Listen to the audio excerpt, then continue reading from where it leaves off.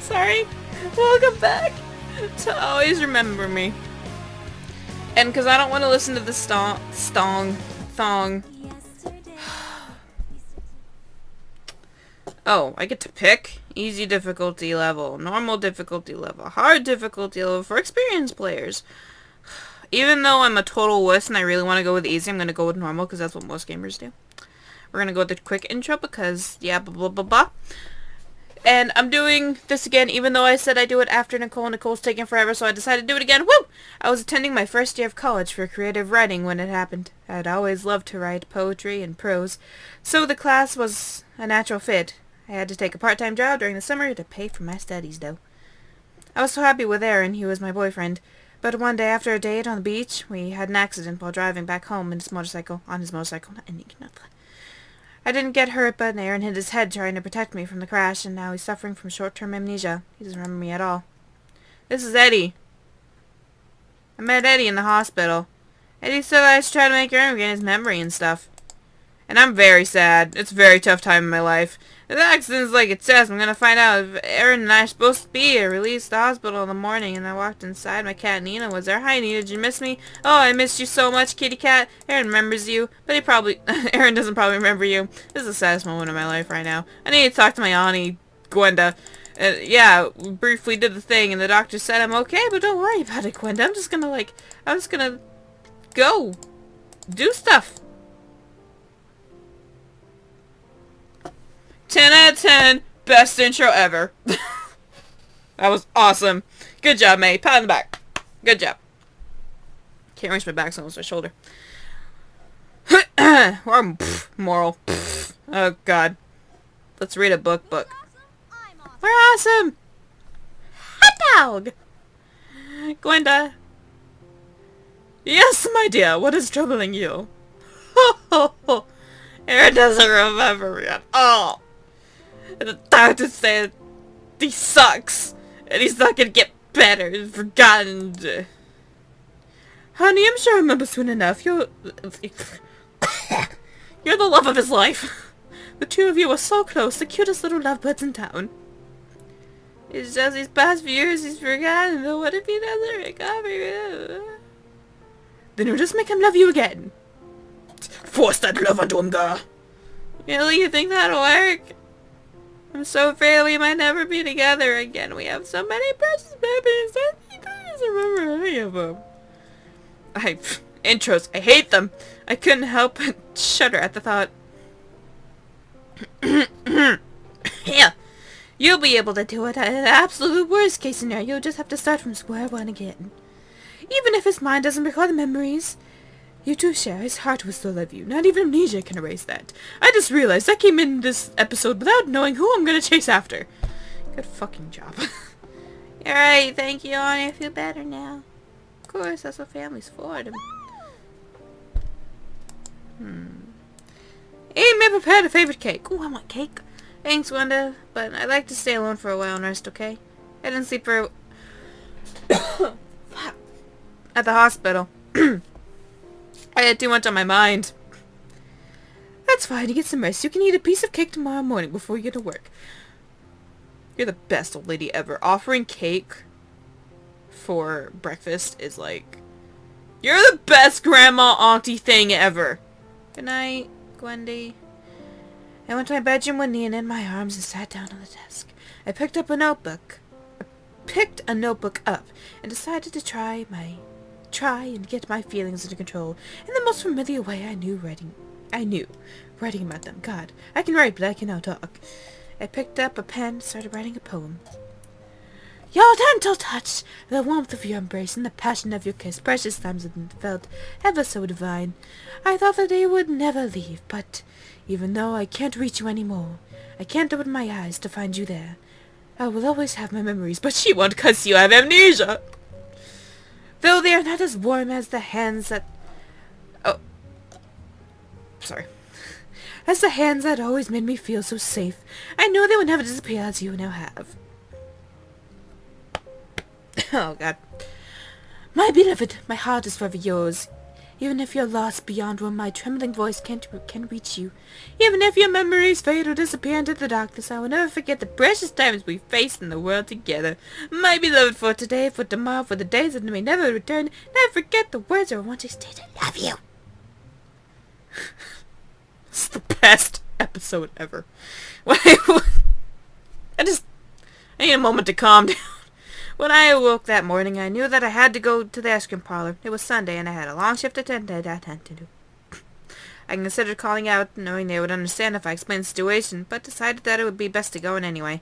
Look at that little face of determination, like, yeah, I'm gonna get out of here. I didn't mean to click that. Otherwise, everyone would start to worry about me. I had no doubt that the news of the accident was already traveling quickly. Cause it seemed to get around in town eerily fast. Work, going to work, boop de boop. I got ready and arrived at the shop 15 minutes before my start of my shift. I hadn't wanted to dwell at home, though as soon as I walked in, I knew it was too early. It was still early morning, and there were only a few customers around. I was surprised to catch sight of a familiar face seated at one of the tables, apparently taking a break from work. Hey, long hair and skinny face. The hell did that mean? The fuck? What did I mean by that? Hey, you okay? I couldn't help but notice a genuine worry on his expression when he saw the bruises on my arm and legs. I appreciated his concern. Good morning, Lawrence. I'm doing okay. Yeah, sure, it was like real painful, dude. Yeah, I'm sure they aren't as bad as they look. I don't know if I could work with bruises like that big. How wussy are you? You get a bruise. Come on. You get, like, if you got a sliver. I'm calling out to work. Why? I got a fucking sliver in my finger and I cannot work today. You fall down a couple flight of stairs. Okay, maybe if you fall down a couple flight of stairs, you might want to call out to work. But, like, you hit your shin on a table. Call out to work today. Why? I got a fucking bruise, dude. Like, come on. Man up. Man up, dude. Ow, God, that hurt. Says the person says man up. Yeah. You're a strong woman. Woman power. I can hardly feel them. Thanks, though. How did it happen? You're in any trouble, are you? You should see the other guy. Did I make that joke last time? I don't know. Well, I got in a car accident. I did. Oh my god, when was that? How did that happen? I'm sorry, I'm so hyper during this episode. I'm just like trying to get through it because it's like just the intro, and you've all seen the intro. I mean, give me a break. I felt a little bad for worrying him, but the tenderness in his eyes made me feel slightly better. Sorry. Tenderness just sounds like such a sexual word to me. It was nice to know that there were people who cared. I was about to go on a rant about, like, chicken tenders. Fuck. I decided to explain to him what had happened, since there was little secret to it. I was on a motorcycle there, and he protected me, and crash, boom, bang, he forgot his memories and stuff. It wasn't his fault. I think the driver was drunk, but we don't really know. He's not gonna be charged, because no one really cares. That's terrible. How's Aaron? Oh my god! I haven't heard anything about him recently. Are you two bros? You're cute. Actually, Aaron suffered a head injury and he has amnesia now. Sorry to hear that. How bad is it? Will he recover? They think he will. Luckily, it isn't too extensive, but he doesn't remember me anymore. It's so sad, right? The feels. Lawrence's eyes widened slightly when I revealed the cost of Aaron's protection. Amy, babe. Amy. Let me put a hand on your shoulder.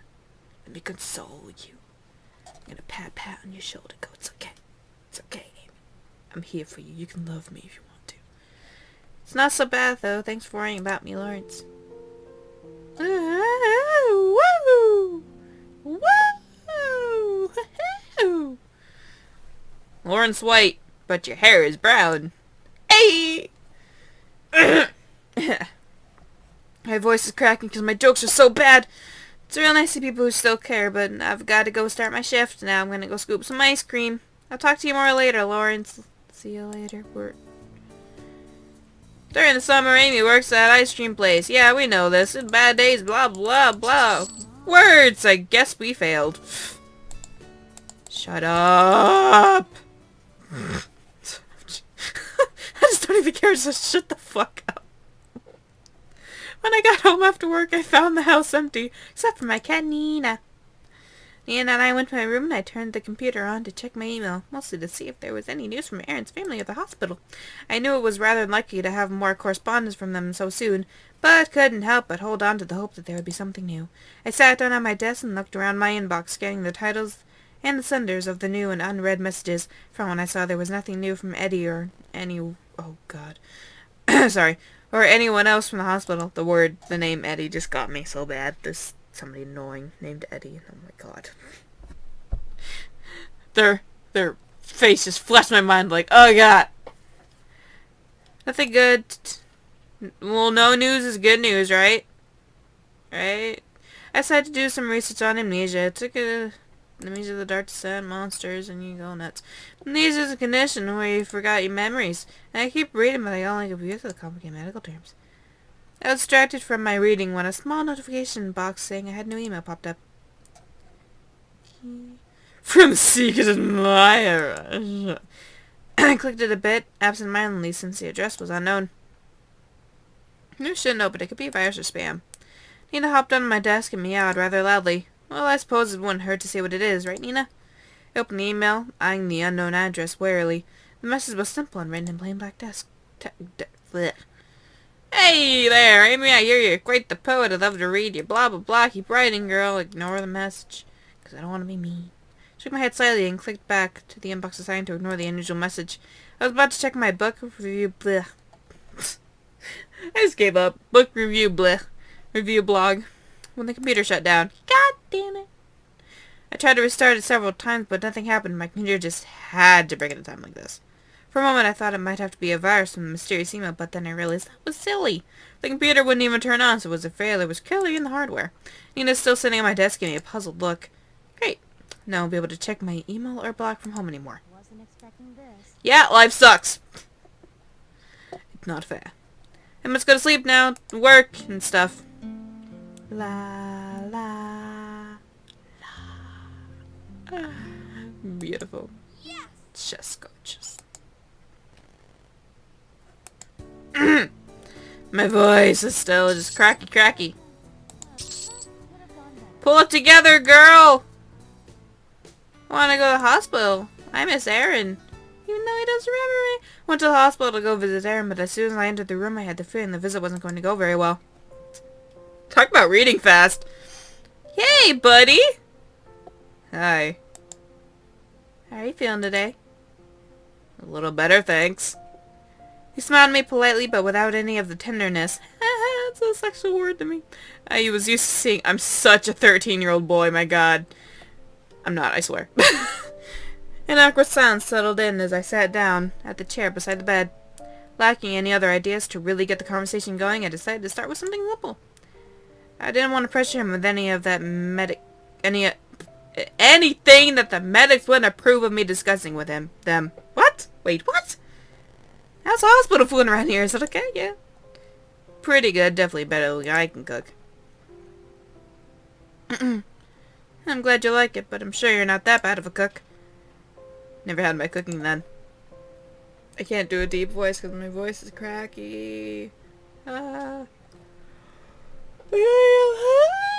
had to yawn, sorry. I went to... It's obnoxious. I went to say that I had, but quickly restrained. He wasn't a very good cook, but it made it more fun when he came to the ice cream parlor, or when I cooked for him. By the way, I was wondering. Yeah? Who are you again? Oh, it hurts! Oh, the feels! The question was so simple, so polite, so personal. I don't know how many times I've read that, like, when I first did this, way back when, I had to read that so many times. This is like my 500th time reading that line. The question was so polite, so impersonal, my god. But it still broke my heart. I'm your friend. His words hurt and and I was certain my eyes betrayed a degree of sadness, covered it up with a smile, hoping he didn't notice the momentary change. "Oh, I'm a friend of yours. My name is Amy." Okay, sorry, I just had that memory. Just that my memories are really hazy, you know? Just look at determination. It's okay, I understand. Don't strain yourself. I returned my smile with a nod. "You're a very nice girl, Amy. Thank you for your approval." "Thanks, baby." "Thank you." Now, if you excuse me, I'm getting tired. I better get some sleep. Okay. Sure, I'll come visit you again soon. Hopefully not too soon. You're on your own now. Have a fucking great time. We can't visit. We have not unlocked Hugh yet, so we must wait. What's gonna get our moral up? Can we, like... I'm still stuck in, like, the Nicole thing. I want a nap. I know! I know! I know! Yay!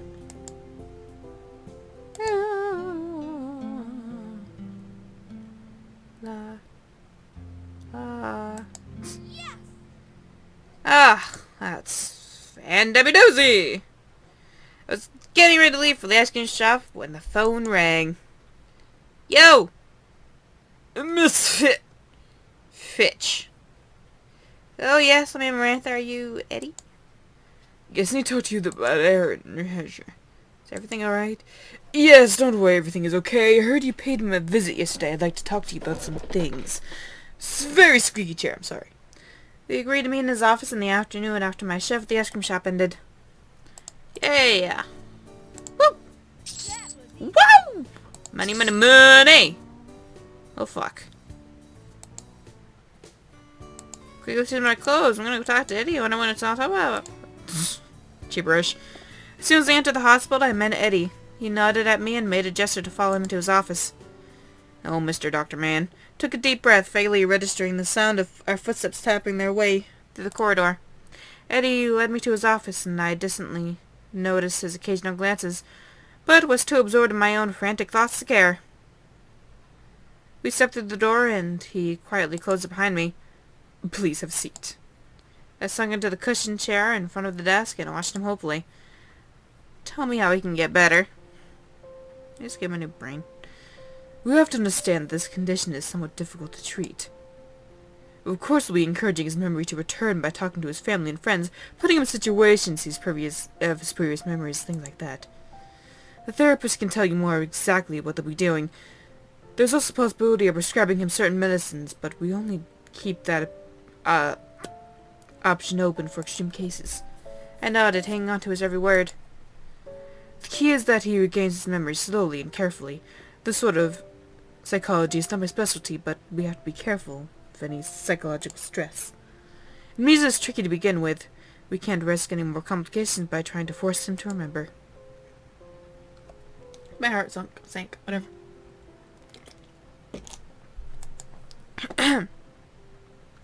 So what you're saying is he won't be remembering me anytime soon. He looked at me kindly. Probably not, but there's a way you can help. Now tell me, I'll do anything. Well, you know him very well. It'd be a great help if you could think of a situation that might help him regain some memories Jewish from his past. Places he's been, activities he likes, things like that. Nodded my head slowly, trying to reconcile myself at the unbelievable things that had happened recently. I'll cry. But the truth was difficult to accept, and as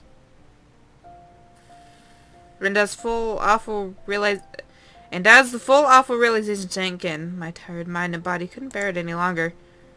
I'm gonna cry. Tears formed unwittingly at the corners of my eyes, and then they dripped down my face. I'm doing something. I was like scratching my face at the same time while I was reading this, so I wasn't paying attention. My shoulders began to shake, and I covered my face with my hands, trying desperately to muffle the sound of lamentation. That sounds really weird. Why would you use that word? The sounds of weeping. The sounds of crying. The sounds of despair. The sounds of sadness.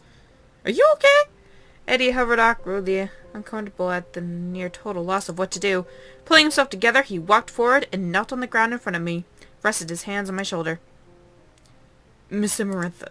Call me Amy. Amy, it'll be, fucking hiccups. It'll be alright, it's not that bad. Do you really think so? I know so. Wait for the hiccup to pass. It's very encouraging that he didn't lose his entire memory, only that of the last few years. And even if it doesn't come back, you can always make new memories. I nodded at his words and smiled, wiping away tears. Yay!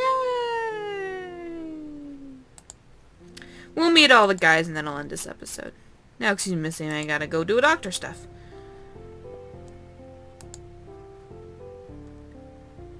Boop, ba-da-boop. Moral. How can you fail at watching TV? I love stories. Does that make you feel depressed, though? Like, your boyfriend's in the hospital, doesn't remember anything, and you're watching love stories about how your life could be. God, I'm such a Debbie Downer! Ugh. Somebody make me shut up. I'm Debbie Downer over here. Wait. We got 5 with Hugh? Since when? We didn't even talk to him yet. I woke up all scared. Grabbed a book from the library and blah blah blah blah blah. Aaron loved it. I'm gonna bring the... I had just started my shift when I heard a familiar voice. Amy. I looked up from the change in the cash register that I was counting to meet his gaze. Yo!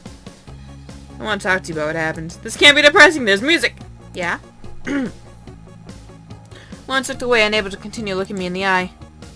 He was always rather shy, and he often resorted to text messages since he was more comfortable with it. You know, I'll always be here. If you ever need someone to talk to, glad to listen after all our friends, right? Great, thank you, Lawrence. I appreciate that. Woo! Damn, our morale sucks. When I arrived at the hospital, I was surprised when the receptionist said there was already someone visiting. Why is this music so loud? At first, I was glad to hear that, since it probably meant one of his friends had come to drop in for a visit. I can't concentrate with this music! Even if it was just one of his friends from school, talking to people he used to know would probably help him with his memory. However, when I entered, thank God. When I entered the room, what I found was anything but pleasant. Now we got the dread music. I stopped in the doorway and stared for a moment, my eyes widening as my heart went cold. No clear thoughts passed through my mind, and I couldn't seem to bring myself to take even one step closer. Ew! Gah! It's her! Abigail, Aaron's ex-girlfriend, was seated beside him. She wore a smile that was so obviously fake it almost made me sick to see. I knew all too well why they broke up, quite a while before they got together. We got together, sorry. She was a manipulative girl who never really loved him. The idea that the lapse in his memory would make him think that she was his real girlfriend. I found myself shuddering at the thought. Oh, Amy, good morning. Who are you? Ugh. Ew. I didn't reply, simply staring at the reality of the situation sank in. What?